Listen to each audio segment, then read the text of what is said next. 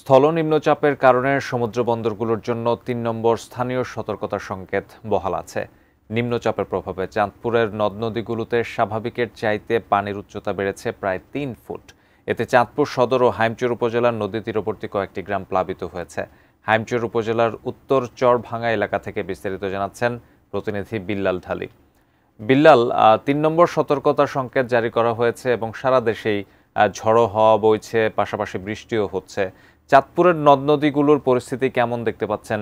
গ্রামগুলো প্লাবিত হওয়ার কোনো শঙ্কা আছে কিনা, কিংবা নৌ রুটে যান চলাচল স্বাভাবিক আছে কিনা, কি তথ্য আছে আপনার কাছে? গতকাল বিকেল নাগাদ আবহাওয়া অধিদপ্তর নিম্নচাপের কারণে ৩ নম্বর সতর্কতা সংকেত জারি করে। এর মধ্যে উপকূলীয় অঞ্চল হিসেবে যেহেতু চাঁদপুর জেলা আওতাভুক্ত, সেহেতু চাঁদপুরেও ৩ নম্বর সতর্ক সংকেত অব্যাহত আছে। কিন্তু গতকালকে আবহাওয়া পরিস্থিতি যদি বলি, সেটি কিন্তু একেবারেই স্বাভাবিক ছিল চাঁদপুরে। কোনো রকম ঝড় কিংবা বৃষ্টি আমরা দেখতে পাইনি চাঁদপুরে। আজকে সকাল থেকেও আবহাওয়া বেশ স্বাভাবিক ছিল, যদিও এই মুহূর্তে কিছুটা হালকা ঘুরি ঘুরি বৃষ্টি হচ্ছে।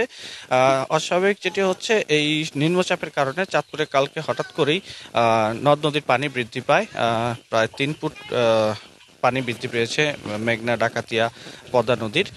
এতে করে চাঁদপুর সদর এবং হাইমচর উপজেলার কয়েকটি গ্রাম, যেটি নদী তীরবর্তী নিম্নাঞ্চল, এগুলি প্লাবিত হয়। যদিও এতে আসলে খুব একটা শঙ্কার কোনো বিষয় ছিল না, কেননা জোয়ারে যখন পানিটা বৃদ্ধি পেয়েছে, তারপরে যখন আবার ভাটা এসেছে, তখন কিন্তু এই পানিটা নদীতে নেমে গেছে, যার কারণে এখানে খুব একটা জনদুর্ভোগ সৃষ্টি হয়নি। আমি আবহাওয়া অফিসের সাথে কথা বলেছি, তারা আমাকে জানিয়েছেন ইতিমধ্যে যে নিম্নচাপটি তৈরি হয়েছিল সেটি বাংলাদেশের সীমানা অতিক্রম করেছে। হয়তো বিকেল নাগাদ যে সংকেত আছে সেটি হয়তো নামিয়ে ফেলার নির্দেশনা দেওয়া হতে পারে বলে তারা জানিয়েছেন। এছাড়াও আমি জেলা প্রশাসকের সাথে কথা বলেছিলাম, তিনি আমাকে জানিয়েছেন যে চাঁদপুরের যে নিম্নাঞ্চল প্লাবিত হয়েছে তারা মনিটরিং করছেন, যদি কোনো সহায়তার প্রয়োজন হয় তারা প্রস্তুত আছেন।